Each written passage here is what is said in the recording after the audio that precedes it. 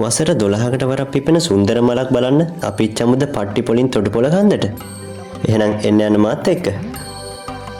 පට්ටිපොළ සිට කිලෝමීටර් 4ක් පමණ හෝටන් තැන්න දෙසට ගමන් කළ විට හමු වන තොටුපොළ කන්ද පිවිසුම මේ වන විට වසර 12කට වරක් පිපෙන නෙළුම් මලින් පිරි සුන්දර පාරාදීසයක්. ශ්‍රී ලංකාවේ දැනට හමු වන නෙළුම් විශේෂ 35ක් පමණ මෙහි දැක්ගත හැකියි. මෙම ශාකයේ මල් පිපීමෙන් අනතුරුව මැරී යාම නිසා මෙය මව්මරා උපන් මල ලෙසද හඳුන්වනු ලබනවා. පරිසර විද්‍යාඥයින් පවසන අන්දමට යළිත් වරක් අපට නෙළුම් මල් දැක්ගත හැකි වන්නේ 2037 වසරේදී.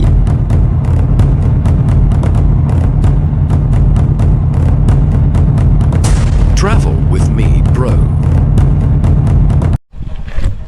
ඔන්න ඉතින් තොටුපොළ කන්ද ට්‍රේල් එක පටන් ගන්න තැනට ඇවිල්ලා තියෙන්නේ. ඔයාලා වාහනයක හරි පයින් හරි එනවා නම් මෙතනින් තමයි ට්‍රේල් එක පටන් ගන්න. මෙන්න මෙතන තියෙනවා. ඔයාලට පේනද මේ මගේ මං අත දික් කරන තැනින් තමයි පඩිපෙළේ දිගේ කිලෝමීටර් 2ක් විතර උඩට යන්න ඕනේ. හරි සුන්දරයි. මෙතනම නෙළුම් මල් විශාල ප්‍රමාණයක් පටන් ගන්න තැනම තියෙනවා. පේන ඇති ඔයාලට. මල් යායකට ආවගේ තියෙන්නේ. මාරම ලස්සනයි. එන්න මේ සුන්දරත්වය මාත් එක්ක විඳින්න. අපි යමු තොටුපොළ කන්දට.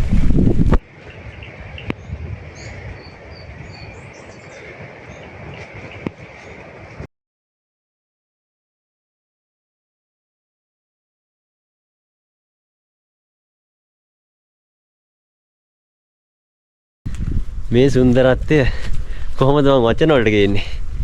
බලන්න මල් පාරාදීසයක තනි වුණා වගේ. ඒ තරම් සුන්දරයි. මීදුමයි මලුයි මේ සුන්දරත්වය මට නම් වචන වලට කියා ගන්න බෑ.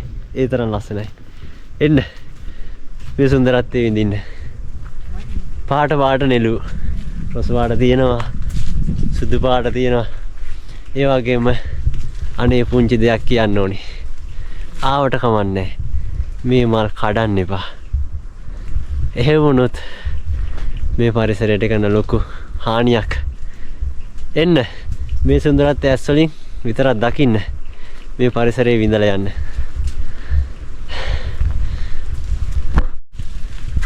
මේ තොටුපොළ කන්ද ගැන මේ ජනප්‍රවාදේ හරි අපූර්ව කතාවක් තියෙනවා.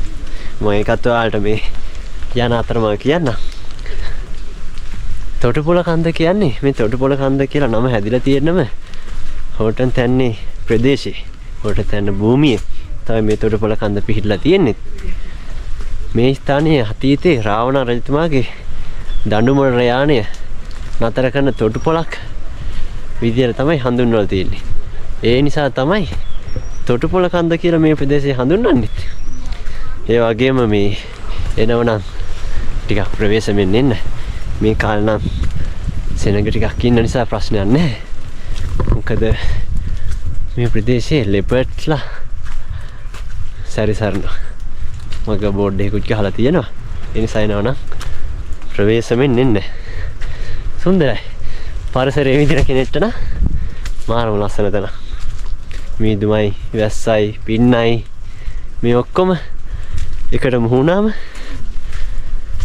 නිදහසේ පරිසරයේ විඳින කෙනෙක්ට නම් මීට වැඩිය තව දෙයක් තියෙනවද? මට පුළුවන් විදියට එන්න බැරි අයට මම මේ රූප රචනාවක් විදියට ඔයාලට මේ සුන්දරත්වය ගේන්න. හරි සුන්දරයි. බලන්න මට ඉස්සරහින් තියෙන නෙළු.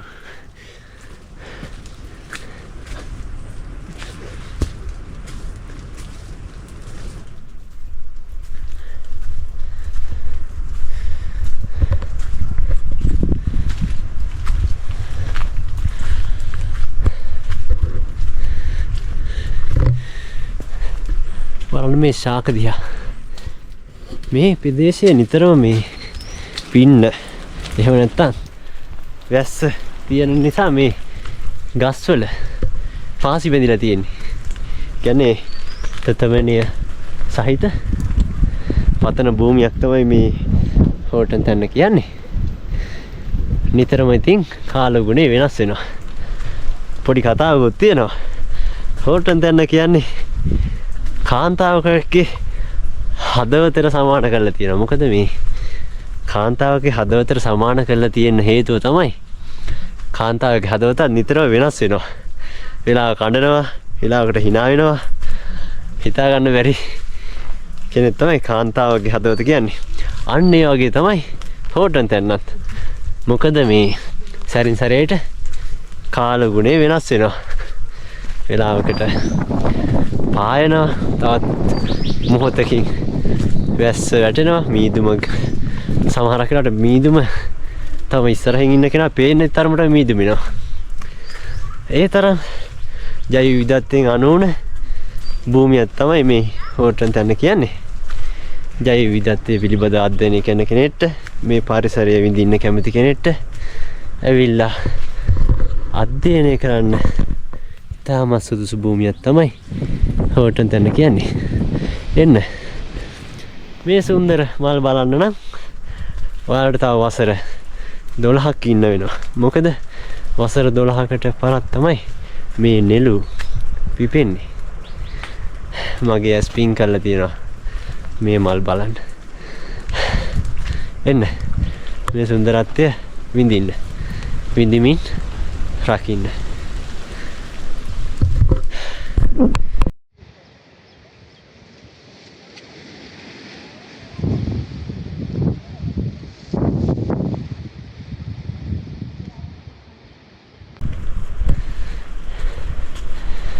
ඔන්න ඔයාලට සුබදායි දෙයක් කියන්න තමයි මම මේ හැදුවේ. මොකද නෙළු වසන්තය, එහෙම නැත්තම් නෙළු මල්.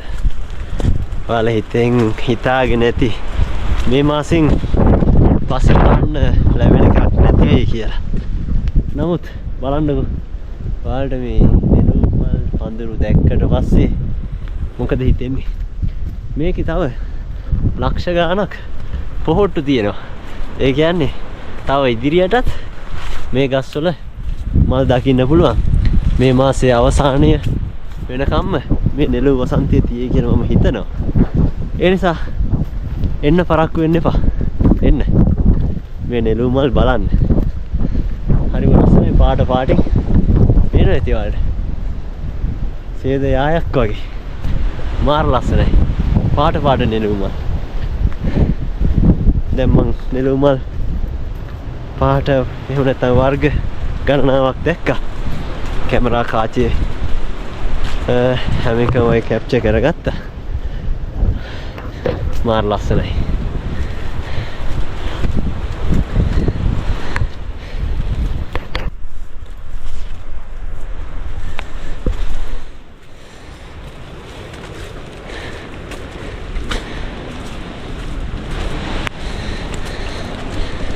බලන්න දිව්‍ය ලෝකෙට යන පාරක් වගේ. මීදුමත් එක්ක මේ මල් පඳුරු යායක් අස්සේ රිංගගෙන යනකොට මාර ලස්සනයි. ඒ වගේම ඉතින් කියන්න ඕනේ මේ දවස්වල මාර විදිහට වැස්ස. අපේ ඉතින් ඉත්තෑව ප්‍රබලයිනේ. මහා වැස්සෙත් ඇවිදින එකම තමයි වැඩේ. ගොඩක් හඳුනා අය ගිහිල්ලා ඒ වගේම ආපදා ගොඩක් තියෙනවා. නයිට් මේල් එක වැඩ කරන්නේත් නැහැ. කරදර ගොඩක් අස්සේ තමයි මේ නෙළු මල් බලන්න යන්න ආවේ. හරිම ලස්සනයි. කොච්චර බාධක තිබ්බත් මේ සුන්දරත්වය විඳින්න ඕනේ. ඒ නිසාම තමයි ආවේ. ඔයාලට මම පෙන්නන්නම් තවත් ලස්සන නෙළු මල් ටික. මම මෙතෙක් දැක්කේ නෑ මේ පාට. බලන්නකෝ. ඒක දම් පාටට හුරු නෙළු මල්. පාට මම කිව්වනේ. මෙහි ආවොත් ඔයාලට පාට පාට නෙළු මල් බලන්න පුළුවන්. පේනවද? මල් යායක් මැද්දෙන් යන්න තියෙන පාර. මේ කෙටි අඩි පාර දිගේ තමයි මේ චූටිත් නෙවෙයි මේ පුංචි දිව්‍ය ලෝකෙට යන මාවත වැටලා තියෙන්නේ. මඩ නාලා ඉන්නේ. මොකද වැස්ස වැඩි. මහ වැස්සේ තමයි ආවේ.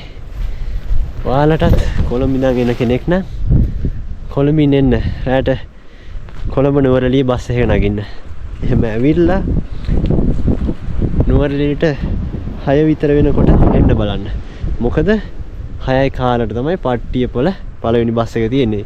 ඒ බස් එක ආවට පස්සේ 7:00 වගේ වෙද්දි පට්ටිය පොලට එන්න පුළුවන්. පට්ටිය පොලින් මම ඔයාලට කන්ටැක්ට් නම්බර් එකක් දාන්නම්. පට්ටිය පොල ඉඳලා ඔයාලට ටුක් ටුක් එකක් ගන්න පුළුවන්.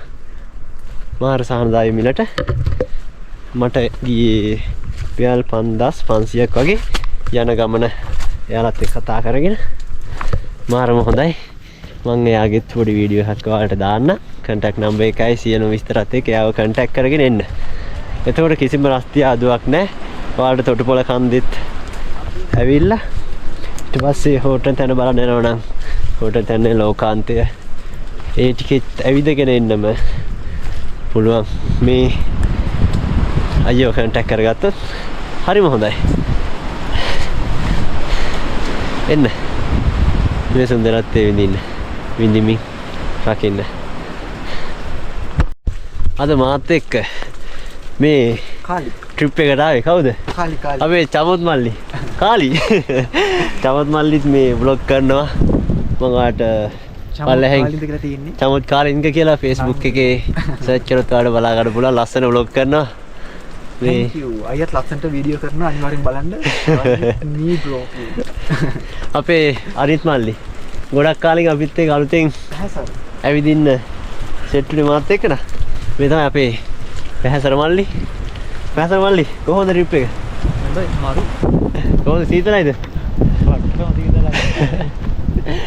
කොහොමද ලස්සනයි නේ? මීදුම ගලනවා. කියන්නේ ඉතින් අනිවාර්යයෙන්ම මේ ක්ලයිමේට් එකත් හොඳයි මීදුමත් එක්ක මාරම ලස්සනයි. හෝටල් යන කියන්නේ ඉතින් අර කාන්තාවක්ගේ හදවතට සමාන කරන්නේ මෙන්න මේ හේතුවින්ද. මොකද මේ කාන්තාවගේ හදවතට සමාන කරන්න හේතුව තමයි කාන්තාව කියන්නේ නිතරම වෙනස් වෙන සුළු ස්වභාවයක් තියෙන කෙනෙක්. ඒ කියන්නේ එක වෙලාවකට hina වෙනවා, එක වෙලාවකට රණ්ඩු කර ගන්නවා. අන්න ඒ වගේ. හෝටල් තැන්නෙත් මේ කාල ගුණේ සැරින් සැරේට වෙනස් වෙනවා. වෙලාවකට පායනවා, වෙලාවකට මීදුම එනවා. දැනුත් මේ වලට පේනද? දැනුත් සාමාන්‍ය වැස්සක තමයි යන්නේ. නේද? ඒවට ඉතින් හරි සුන්දරයි මේ සුන්දර අත්දැකීම් ගන්න. මගේ පුංචි රට මොනතරම් ලස්සනද බලන්න. එන්න මේ සුන්දරත්වය අනේ මේ පරිසරය නම් විනාශ කරන්න එපා. එන්න රකිමින් ඉඳින්න.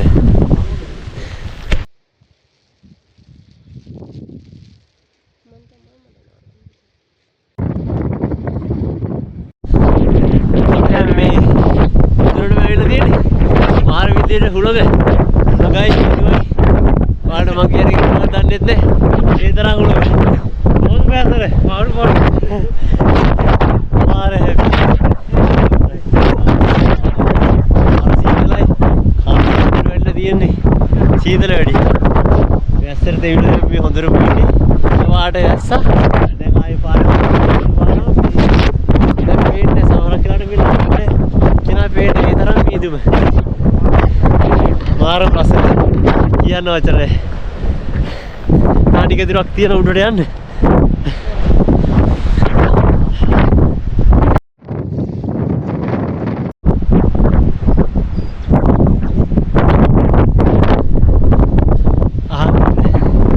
කුරුල්ලන්ගේ සද්දේ.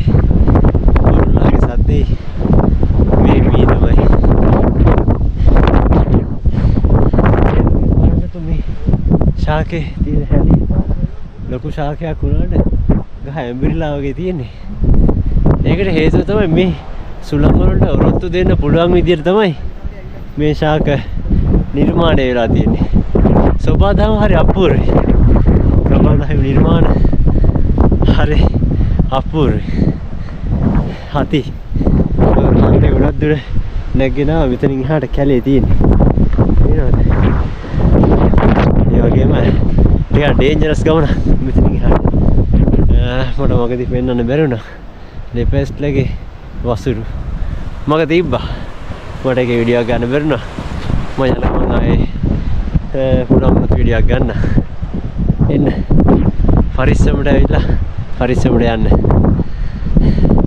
මේ travel with me bro තොටුපොළ කන්ද.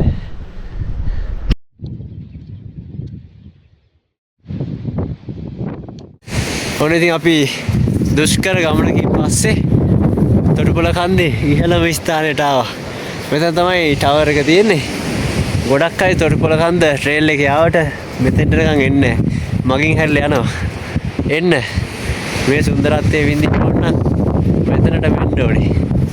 මාර ලස්සනයි මල් යායක් මැද්දෙන් මේ සුන්දරත්වයේ විඳගෙන මේ සුදුරු ගමනාන්තයට ගාවින්න. බලන්න. හොඳට මහන්සි වාටයි. කොහොමද ගමන? මේ විදිහේ ඉන්න හොඳනමනේ. ගස් වල පින්නටයි වැස්සටයි හොඳට තිබිලා ඉන්නේ. මඩ නාලා ඒ වුණාට ඉතින් පාඩු නෑ. මේ තියෙන හැමදාම විඳින්නත් නෑ. එන්න මගේ පුංචි රට කොච්චර ලස්සනද කියලා බලන්න. මේ travel with me bro. තොටුපොළ කන්ද